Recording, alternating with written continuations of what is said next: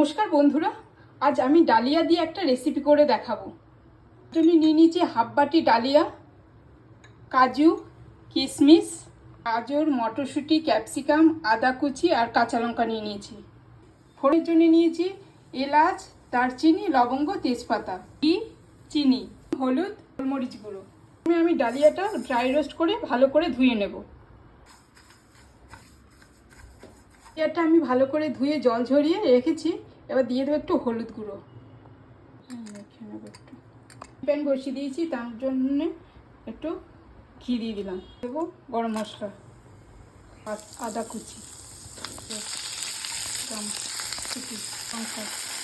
কাজু, কিশমিশ ভালো করে নাড়িয়ে নেব।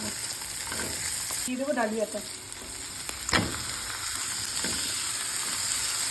ভালো করে নেড়ে চেড়ে নেব। দিয়ে দেবো 2 বাটি জল,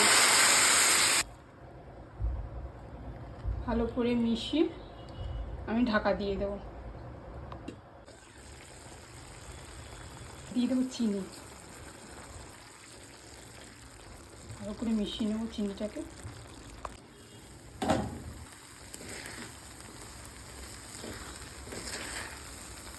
ডালিয়ার পোলাও আমার হয়ে গেছে, এবার নামিয়ে নেব। থেকে একটু গোলমরিচ গুঁড়ো দিয়ে দেবো, নাড়াচাড়া করে নামিয়ে নেব। ডালিয়ার এই সুন্দর